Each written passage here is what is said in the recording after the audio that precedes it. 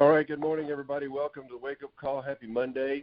My name is Kirby Wright, and we do this Wake Up Call live Monday through Friday at 8:15 Central Time, so make a habit and join us. Everybody's welcome. And if you miss the call, you can always go back to zwakeupcall.com. That's Wake Up Call with a Z in front, zwakeupcall.com, to catch anything you might have missed. And today we have the founder of the Wake Up Call as our host, Miss Cindy Wright. Cindy, you got the call. All right. Thank you, Kirby, and welcome everyone to the Wake Up Call, and happy Monday. Today we're on chapter 18 of the book, The Little Things Matter by Todd Smith. This is titled Measure Your Performance. He says the advice, quote, measure twice and cut once, is especially useful for carpenters, tailors, and carpet layers to ensure accuracy. However, taking measurements is vital for anyone who wants to improve their performance. Dr. H. James Harrington, involved in quality and performance improvement projects since the 1950s, tells us why taking measurements is absolutely necessary. He said measurement is the first step that leads to control and eventually to improvement. If you can't measure something, you can't understand it. If you can't understand it, you can't control it. If you can't control it, you can't improve it. He said, who measures? Any organization, team, or individual who wishes to perform at a higher level or accomplish more must measure their progress. He said, to clarify, consider this. What if baseball players never knew their batting average, or advertisers did not measure the number of people who responded to an ad, or golfers didn't keep track of their scores, online shopping sites didn't track the conversion rate of website visitors to their customers, or if students never knew the results of their test, or if customer service centers did not measure how long customers were on hold. Without measuring performance, how would they know what they improved? Why do you want to measure? The very nature of knowing that something is being monitored causes us to work harder and perform better. There's actually proof of this. It's called the Hawthorne effect.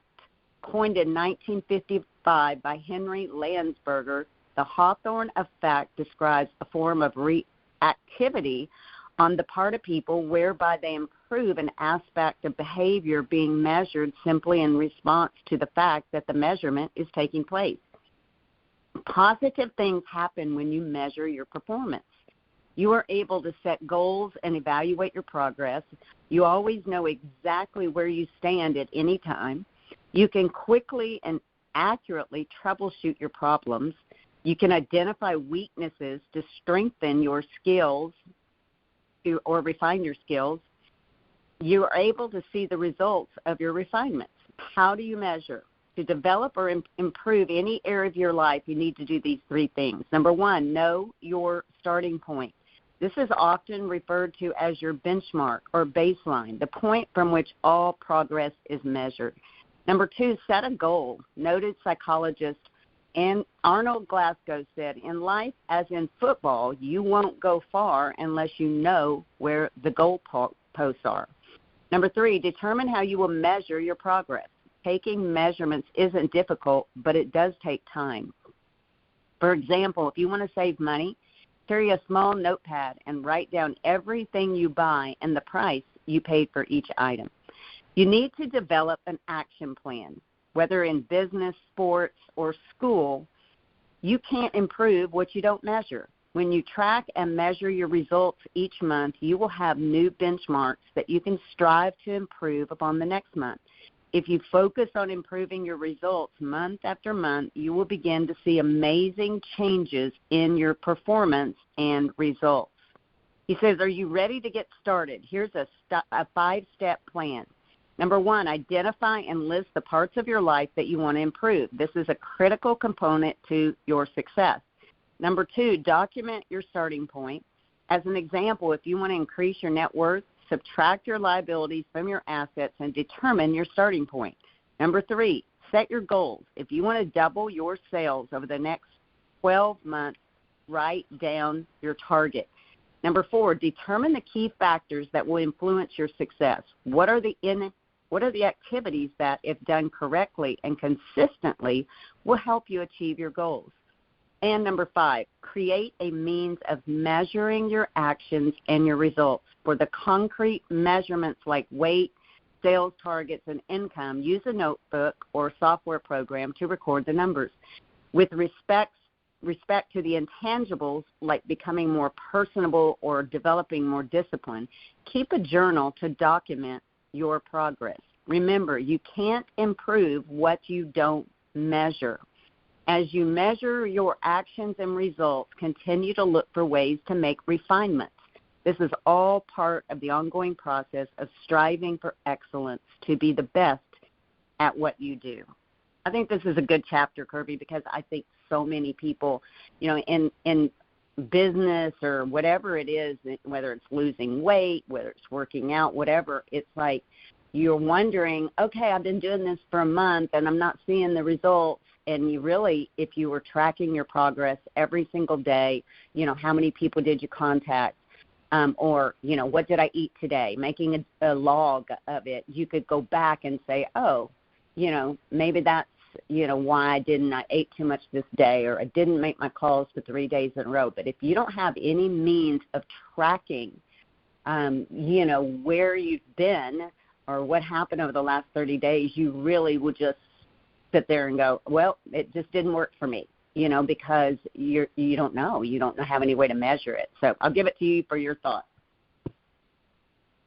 All right. Thank you, Cindy. And this Hawthorne effect was some good news, I think, because basically, if I understand that right, what it's saying is that by simply deciding that you're going to measure something and track it, then you're going to improve. It just seems to work that way. And I think it's probably just because you've made the decision to focus on something and track it and measure it, and that will move you in the right direction. So, like you said, number 1, you need to understand or figure out what it is that you want to improve. So kind of set a goal to say, I'm going to lose weight, or in my case, I'm going to gain weight, or, change my routine at the gym. And I was just thinking, because I've been going to the gym regularly, Monday, Wednesday, Friday is my goal, but I haven't, and I have a routine that I go through, but I haven't really been measuring my reps and my weight and that kind of thing. So I'm at the point now that I'm kind of through that warm-up period where I'm back into the routine of working out and need to go and make some definite goals as to, my weight and reps. And so that way I can at least measure my progress. Right now, the only way I've been measuring my progress is, did I go? Did I get to the gym today? And did I go through my routine? So, yeah, good stuff, Cindy, and I'll give it back to you for final remarks.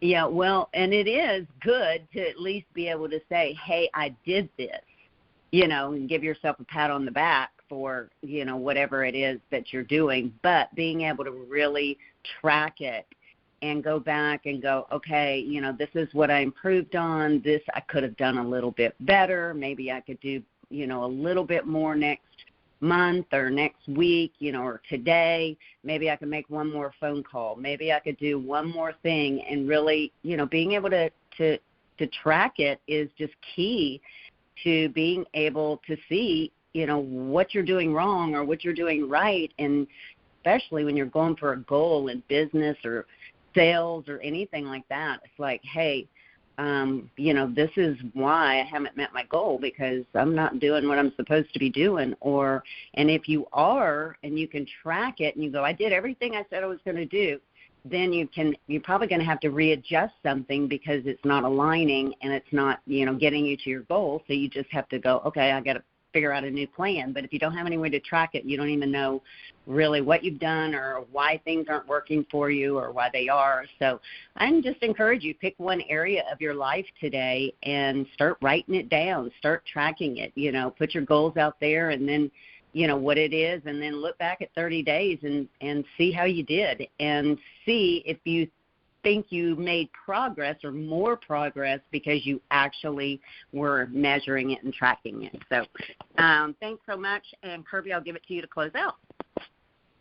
All right, very good. So I'm sitting here listening to this thinking that if you're on this call, congratulations, you're on this call because you want to improve, you want to get better. The wake-up call is really designed to kind of get you started in a short 10, 15-minute time frame here at 8:15 a.m. in the morning to kind of get you started in your day. So congratulations on being here and set some goals to move forward. It's all about, for me, it's about becoming a better person and helping other people to do the same thing. So that's what all of these wake-up calls are for. Continue if you have been. If you're not, join us here live every morning at 8:15 Central Time. And if you miss one of the calls, remember you can go to zwakeupcall.com to hear the recording. So with that, I'm going to unmute the line. So stand by just a second here.